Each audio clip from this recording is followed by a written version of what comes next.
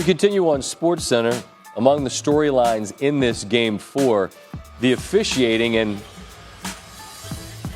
a great deal of confusion here. Draymond Green makes contact with Iman Shumpert's head. He gets called for the foul and a technical, or so it appeared. Steve Kerr, quick off the bench to argue, and you can see that there's a T in the direction of Green and Kerr. It appeared that Green had been given the technical foul. Ahead to the third, Green gets called for a ticky-tack foul on Kevin Love, then gets called because he reacts to pretty much everything. That appears at the time to be Green's second. You can see Kerr. Are you out? Are you kicked out? Clearly you can see him ask, because off of that, which isn't a foul, and then that, which probably isn't a technical foul, but there's a bit of Rasheed Wallace here. Your reputation follows you. Doris Burke explains the confusion. I've checked with the men at the official scorers table, and they all agreed as a unit that they were told by the officials that that first half technical was in fact on Draymond Green. That's why it was marked that way in the scorers table.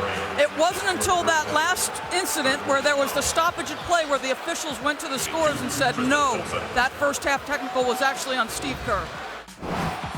So as a result, Draymond gets to stay in. Cavs fans, this is actually a compliment.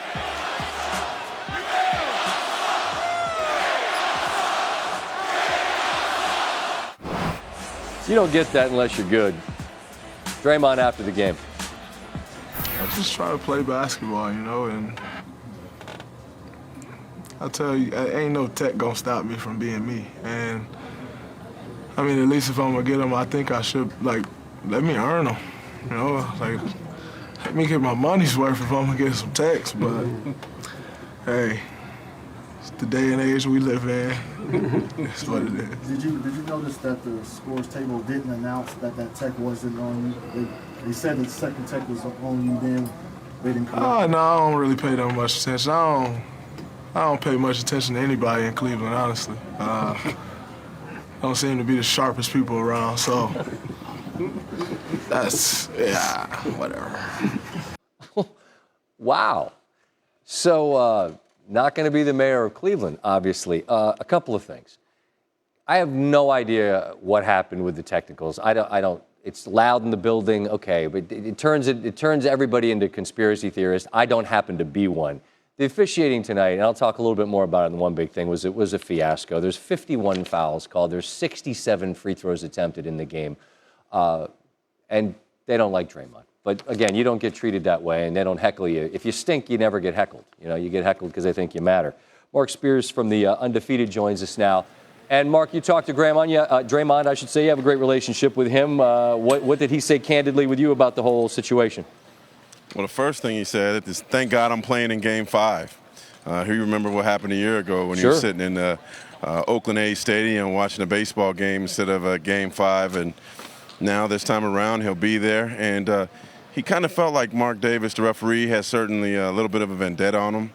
He said that after the confusion was worked out, there was no apology. It was just play, just be quiet and play. So he certainly took offense to that. And, I also kind of, while he had some really harsh words to point at Cleveland, I think he's certainly a little upset about some of the fans here. There was a guy last game that got into it with his mother. Right. And his mother actually was moved to a court-sized seat, which kind of was away from some of the drama. So he told me definitely hopes to get it done and would be very excited about not coming back out this way. Mark, Draymond is a passionate player. We know that. But he also, at some point, you guys got to look in the mirror and recognize that he invites this, the same way Rasheed did back in the day, that he invites this whistle because of the way he conducts himself. I mean, what is he willing to shoulder here in terms of responsibility? Well, Draymond's never gotten a foul. Right? That's what I'm saying. I mean, at some point, man, just walk away. Yeah, that's his passion. He won't push that out of sight. He always says, I have to be me, I have to play like me. And it's worked for him, and it'll probably get him Defensive Player of the Year. You saw Odell Beckham over there trying to tell him to chill out, to calm down, which is kind of interesting. But that's it's got him this far. He's going to stick with it, and it's not in the point that's going to make him suspended for a game. So Draymond's going to be Draymond, whether it makes sense or not. Well, understood, and largely it serves him very well. Mark, appreciate the time. Thank you for being with me always. All right, Scott. All right.